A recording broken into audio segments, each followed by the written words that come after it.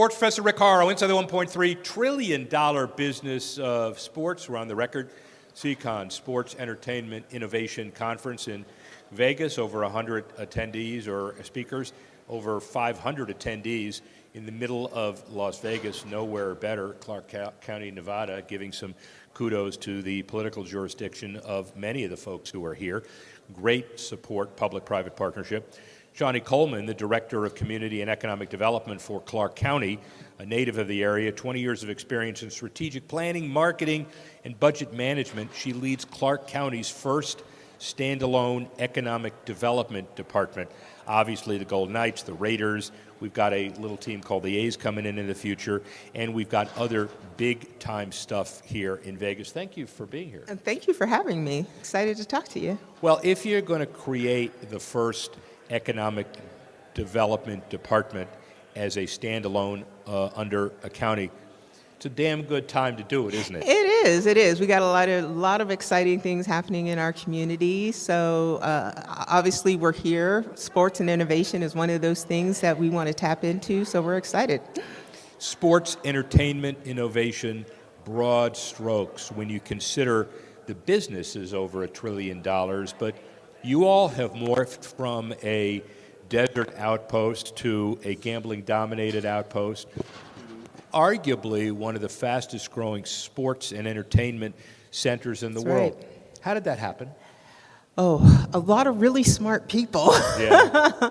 A lot of really smart people. You know, I think what tipped the iceberg were a couple of things that happened. Obviously, the Supreme Court decision around sports betting.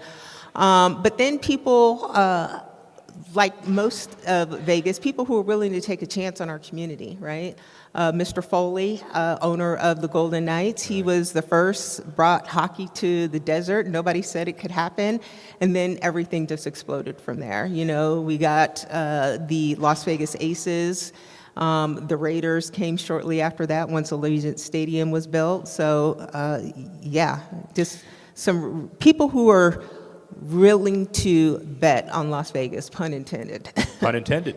And it's a great chronology when you think about the success story in terms of the academic nature of facility development and franchise movement.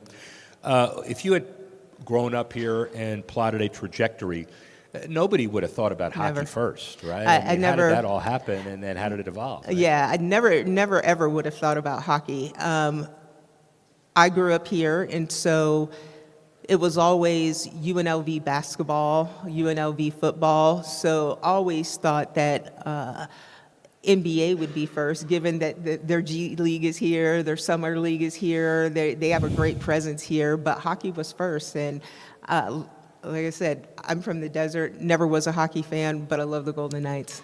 And it's not time, nor should it be ever, the time to pit like City of Las Vegas against Clark County, against the state. But you all have a lot of resources. You have resort tax resources, city has land resources, state has economic development resources. Yeah. And when you put it all together, it's a dynamic combination. It is. We work very closely with our municipalities. Obviously, Clark County is the largest municipality. If we were a city, we'd be the largest city in the state. But we work very closely with City of Las Vegas proper, other jurisdictions, North Las Vegas, and we work very closely with the Governor's Office of Economic Development.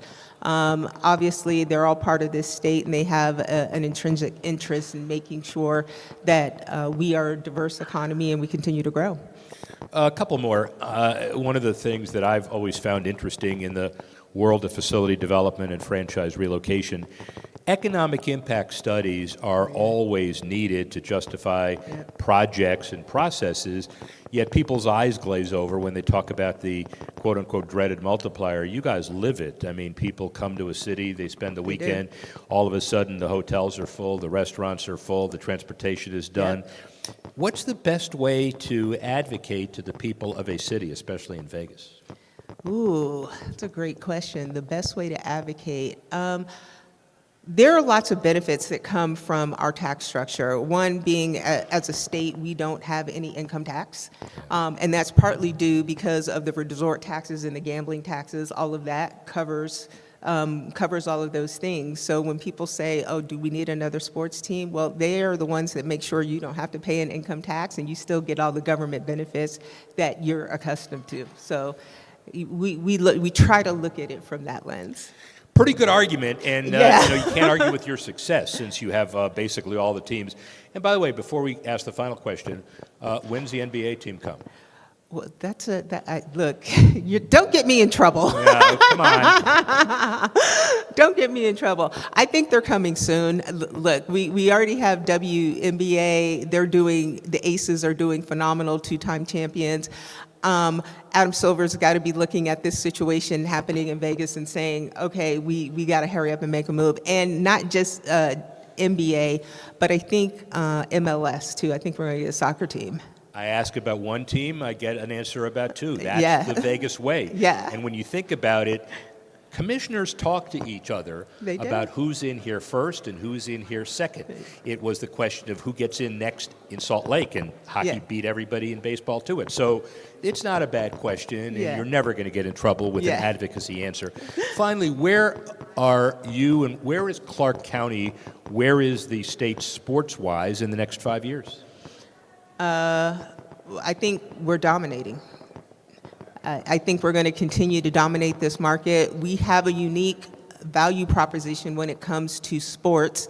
Outside of the sports teams themselves, we offer a number of things: outdoor recreation, shopping, dining. And so I just think we continue to grow, and we become the place for sports entertainment and innovation in this country. And glad you're front and center on that. Shani Coleman, Director of Community and Economic Development, Clark County. Sky's the limit. Thank you very much. Thank you.